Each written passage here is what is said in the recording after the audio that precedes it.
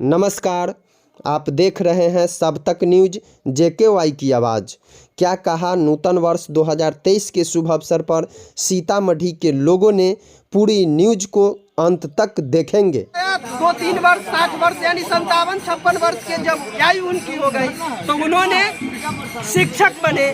शिक्षक के बाद शिक्षक के पद पर रहते हुए उन्होंने लोगों का सेवा करने के लिए और सेवा किए और अभी वो सेवानिवृत्त हो चुके हैं और सेवा की भाव से लोगों की सेवा कर रहे हैं। तो मैं उनसे मिलाता हूँ, आप बने रहेंगे न्यूज के अंत तक।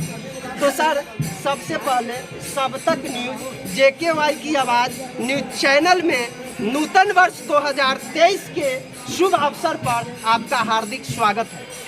मैं हूं तारकेश्वर प्रसाद यादव, राजद का पूर्व प्रदेश महामंत्री भी रहा हूं। आप मेरे छोटे भाई हैं, आपके माध्यम से जो आपका चैनल है सब तक न्यूज JKY की आवाज़ के माध्यम से नया साल आया है और मेरी शुभकामना है सीतामढ़ी ही नहीं पूरे भारत में अमन चैन कायम हो, सुख शांति रहे, समृद्धि आए। और इसी उद्देश्य के साथ आज मैं सीतामढ़ी जो पवित्र नगरी है और तपस्वी नारायण दास ब्रह्मलीन तपस्वी नारायण दास की जो पवित्र धरती है पवित्र, वहाँ पर हम लोग भी आए हैं।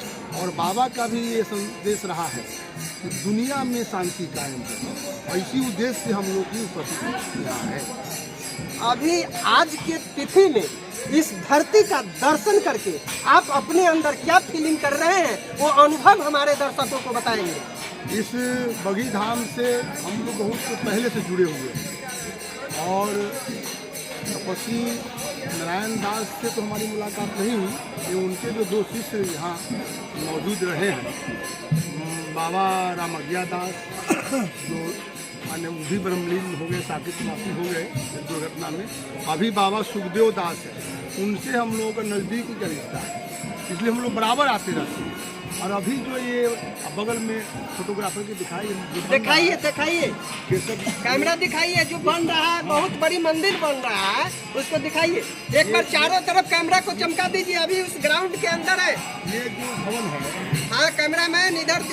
ये जो भवन है, ये भवन कालांतर में ब्रह्मलीन बाबा तपस्वी नारायण दास के द्वारा बनाया गया। ये भवन, हाँ, ये भवन कभी इसमें मैंने 9 दिवसीय संकीर्तन हुआ था, उसके बाद इसमें एक बार शायद हुआ था, ये बहुत क्षतिग्रस्त हो, जर्जर स्थिति हो। बाबा सुखदेव दास जो उनके शिष्य हैं, उनके मन में धारणा आई, ये तो उनके अनमोल रत्न धरोहर है, इसको कैसे बचाया जाए। तो उन्होंने पूरी ताकत लगा के इसको निर्माण में बोला था, करोड़ों खर्च हुआ। इसी में 17 फरवरी से विश्व कल्याणार्थ शांति हेतु 10 दिवसीय संकीर्तन का आयोजन किया जाने वाला है। 17 फरवरी 2023 से 26 फरवरी 2023 तक। इसी अब लोग 2500 मंडली के द्वारा इसी कर्म में हम लोगों का जुड़ाव है। जहाँ तक होता है हम लोग इसके सहयोग में रहते हैं। वैसे तो हम लोग पॉलिटिकल आदमी है, पॉलिटिकल दृष्टिकोण से है हमारा। वैसे भी जिस पार्टी के मैं राजनीति हूँ, उसका मकसद ही है कि सामाजिक न्याय, सांप्रदायिक सरकार। किस पार्टी से थोड़ा सा बताइए प्रमुख। हम राष्ट्रीय जनता दल से वर्षों बरस प्रदेश में महासचिव रहे। लालू प्रसाद यादव से भी मेरा करीबी का रिश्ता रहा है और तेजस्वी यादव से करीबी का रिश्ता रहा है। सीतामढ़ी के सड़कों पर न जाने कितने संघर्षों में हम लोगों का नाम रहा है। जैसे प्रियंका यादव है, मैं हूँ और सारे लोग हैं। और यहाँ की मिट्टी और आसमान गवाह है हम लोगों की लड़ाई के बाद। वो वर्णन करने पर बहुत ज़्यादा समय लगेगा, लेकिन सारांश थोड़ा सा। हाँ। सारांश 100 बात के एक बात। 100 बात के बाद एक बात है कि यहाँ 1976 में मैं पढ़ने आया उनका कॉलेज में, और तब से गैर बराबरी के खिलाफ, समानता के लिए, छुआछूत के खिलाफ, अगर आप पिछड़ा में जो खाई है उसको पाटने के लिए सांप्रदायिक सद्भाव बना रहे, हिंदू मुस्लिम एकता बना रहे, हिंदू मुस्लिम सिख ईसाई आपस में है भाई भाई, ये नारा देते हुए हम लोग संघर्ष करते रहे। इस कर्म में न जाने कितनी बार जेल जाना पड़ा, कितने मुकदमा हम लोग पर हुआ, उसका सामना करना पड़ा। ये सब अतीत की कहानी है। लेकिन अब जो राजनीति का प्रोड्यूसर, अब जो राजनीति का जो चरण है, अध्याय है, उसमें पैसे वालों का बोलबाला है। अब पैसे नहीं है तो आप राजनीति नहीं कर सकते। अब अभी चुनाव हुआ है, अभी जो नगर निगम का जो चुनाव हुआ है, इसमें एक तरफ जो है यादव जी जीते हैं, दूसरे तरफ मुस्लिम भाई जीते हैं। तो ग्राउंड लेवल का रिपोर्टिंग कहता है कि जो महागठबंधन का दबदबा रहा। आपका क्या कहना है? मेरा ये कहना है जलेसर, थोड़ा इससे पहले भी आप जाए, इससे पहले त्रिस्तरीय चुनाव के अंतर्गत MLC का चुनाव हुआ, उसमें भी रेखा कुमारी विजयी हुई थी और उसमें भी पैसे का बोलबाला। जीतने वाले ने कहा 17 करोड़ लगा, हारने वाले ने कहा 14.5 करोड़ लगा। जहाँ पैसों का दंगल है, पैसों का घोर बारिश है, उसमें वैसे कार्यकर्ताओं का अस्तित्व विलीन हो गया जो कहीं न कहीं संघर्ष कर सिद्धांत के साथ जुड़ा है, तो उसके अस्तित्व पर खतरा हो गया। अभी जो आपने कहा महागठबंधन का ये बोलबाला रहा तो दिखता है नहीं, ये लड़े तो सब अपने अपने लिए, सभी जातियों में बट गए लोग, पैसों का बोलबाला हुआ।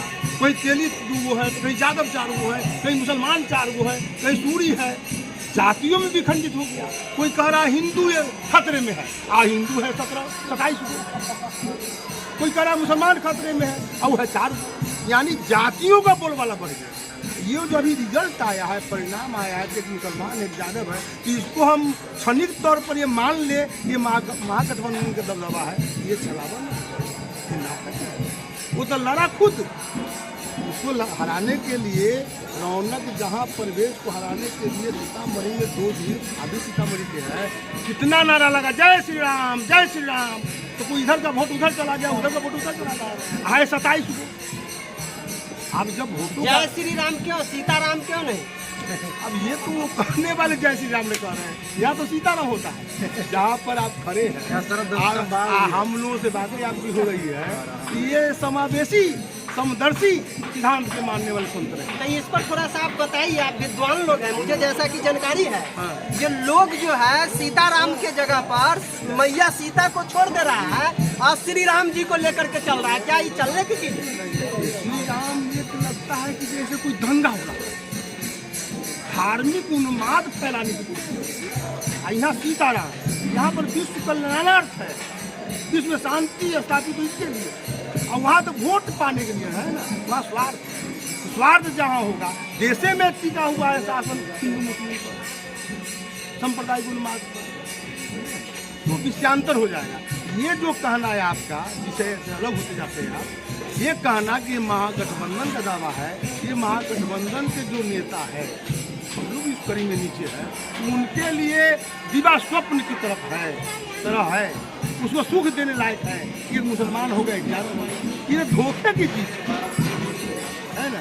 धोखे की जीत को आप सच्चाई मान लीजिए। जैसे सपने में आप कुछ देख रहे हैं तो सपना तो सच होता नहीं, ऐसा माने ऐसा सपना आप देखिए जो आपको सोने नहीं दे, है ना।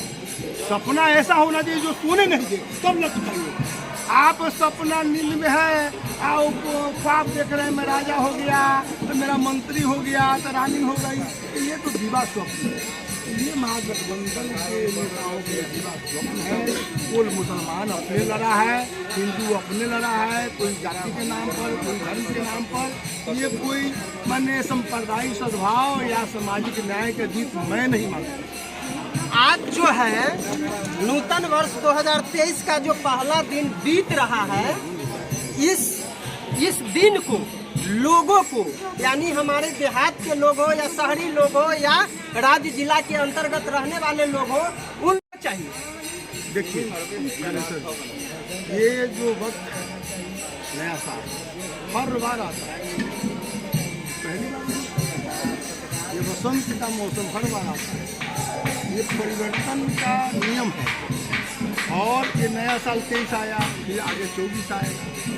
तो ये जो दिन बदलते हैं, इसमें हमारे तरफ ये है कि पूरा अमन चैन रहे, आम लोगों में शांति बना रहे, किसानों को भी का भी प्रगति हो, और आम जनता अमन चैन की जिंदगी जिए, सुख समृद्धि हो, कल्याण हो, यही कामना है और ऐसा कामना सब लोग करता है। अच्छा, क्या इस मॉडलिंग युग में युवा जितने हैं वो पार्क की ओर जा रहे हैं और वृद्ध लोग जितने भी हैं इस तरह के मंदिर की ओर आ रहे हैं, इस पर आपको क्या कहना है? देखिए, इसमें वृद्ध और नौजवान की बात नहीं है। मेरा बेटा एक नवनीत, तो वो सवेरे स्नान किया और मंदिर में गया, वो तो नौजवान है। हम जो यहाँ आए हैं तो मेरे मन में ये नहीं है कि सिर्फ धार्मिकता है ना, हम लोग अंधभक्त नहीं हैं। हम लोग ये मानते हैं कि ईश्वर है और ईश्वर की उपासना होनी चाहिए, ईश्वर की पूजा होनी चाहिए, ढकोसला नहीं होना चाहिए, पाखंडवाद नहीं होना चाहिए। जो ब्राह्मणवाद है उसके विरोध में हम लोग रहते हैं। लेकिन जहाँ धार्मिक वास्तव में कहीं कोई भगवान है ऐसा मानता है। अच्छा, भीम आर्मी के लोग तो कहते हैं कि जो इस तरह के पूजा पाठ होना ही नहीं चाहिए। तो ये उनकी सोच है और उनके भी तर्क है ना। उनके तर्कों में जाने में ज़्यादा समय लगेगा, है ना। उनका सोच अलग है। उनका ये मानना है कि जो माने अति पिछड़ा और जो दलित है उनको कहीं न कहीं कालांतर में ब्राह्मणवादी व्यवस्था के तहत दबाया गया है ना, नीचे दिखाया गया है। तो इसी का परिणाम है उनके जो हम लोगों के भी जो मार्गदर्शक रहे हैं और देश के भी मार्गदर्शक रहे हैं, डॉक्टर भीमराव अम्बेडकर, इसके बाद गौतम बुद्ध, दादू दयाल, संत रैदास, संत कबीर, इतने जो डॉक्टर राम मनोहर लोहिया, चौधरी चरण सिंह, इसके बाद कर्पूरी ठाकुर, ये सारे लोगों का जो विचार आया और वो विचारों में वो ब्राह्मणवादी व्यवस्था है जिसके तहत पाखंडवाद है, जिसके बाद मूर्ति पूजा है, उसको नहीं मानते। तो उसका अलग सोच है, तर्क है, वो अपने जगह पर भी जाए, उसका इनकार नहीं करता। अच्छा, एक चीज़ बताइए, आप टीचर भी रह चुके हैं, जहाँ जिस विद्यालय में कि अच्छा तरीके से जो है आपने जो है पढ़ाने का काम किए हैं।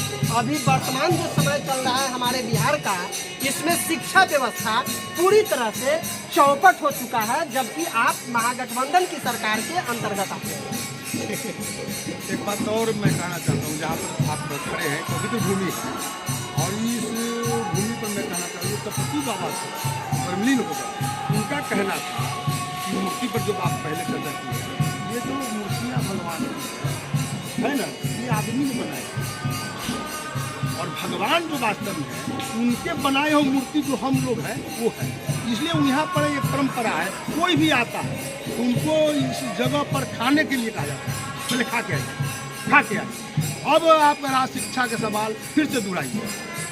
अभी बिहार में महागठबंधन की सरकार चल रही है, जिसका नेतृत्व बिहार के मुख्यमंत्री नीतीश कुमार जी कर रहे हैं और आप इस सरकार के अंतर्गत आते हैं, जबकि तेजस्वी प्रसाद यादव नीतीश कुमार से अलग थे तो बोल रहे थे शिक्षा को हम मजबूत कर देंगे, लेकिन महागठबंधन में आने के बाद भी शिक्षा व्यवस्था बिहार में पूरी तरह से चौपट है।